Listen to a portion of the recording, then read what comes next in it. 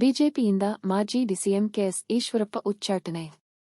ಬೆಂಗಳೂರು: ಮಾಜಿ CM BS Yediyurappa ಹಾಗೂ BJP ವಿರುದ್ಧ ಸೆಡ್ಡು ಹೊಡೆದು ಶಿವಮೊಗ್ಗ ಲೋಕಸಭೆ ಚುನಾವಣೆಯಿಂದ ಪಕ್ಷೇತರ ಅಭ್ಯರ್ಥಿಯಾಗಿ ಸ್ಪರ್ಧಿಸುತ್ತಿರುವ ಮಾಜಿ ಡಿಸಿಎಂ ಕೆಎಸ್ ಈಶ್ವರಪ್ಪರನ್ನು ಪಕ್ಷದಿಂದ ಉಚ್ಚಾಟಿಸಲಾಗಿದೆ. ಶಿವಮೊಗ್ಗ ಲೋಕಸಭೆ ಚುನಾವಣೆಯಿಂದ ನಾಮಪತ್ರ ವಾಪಸ್ ಪಡೆಯುವಂತೆ ಈಶ್ವರಪ್ಪ ಅವರಿಗೆ ಡೆಡ್ ಲೈನ್ ನೀಡಲಾಗಿತ್ತು. ಆದರೆ ಅವರು ನಾಮಪತ್ರ ಹಿಂಪಡೆಯದ ಕಾರಣ ರಾಜ್ಯ ಬಿಜೆಪಿ ಶಿಸ್ತು ಸಮಿತಿ ಕೆಎಸ್ ಈಶ್ವರಪ್ಪ ಅವರನ್ನು 6 ವರ್ಷಗಳ ಕಾಲ ಪಕ್ಷದಿಂದ ಉಚ್ಚಾಟನೆ ಮಾಡಿದ್ದಾರೆ.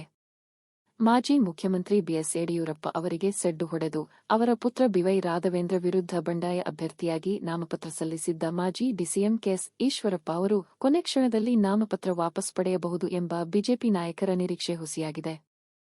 ನಾಮಪತ್ರ ವಾಪಸ್ ಪಡೆಯದೆ ಕಣದಲ್ಲಿ ಉಳಿದಿರುವ ಕೆಎಸ್ ಈಶ್ವರಪ್ಪ ಅವರಿಗೆ ಚುನಾವಣಾ ಆಯೋಗ ಇಂದು ಚುನಾವಣಾ ಚಿಹ್ನೆ ನೀಡಿದೆ.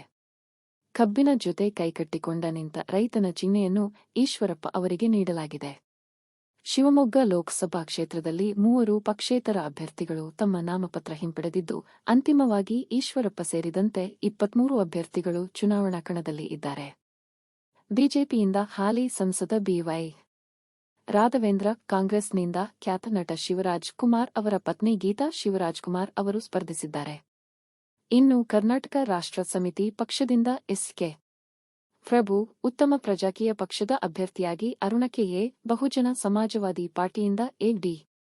ಶಿವಪ್ಪ, ಯಂಗ್ಸ್ಟರ್ ಎಂಪರ್ಮೆಂಟ್ ಪಾರ್ಟಿಯಿಂದ ಯೂಸುಫ್ ಖಾನ್ ಕಣದಲ್ಲಿದ್ದಾರೆ.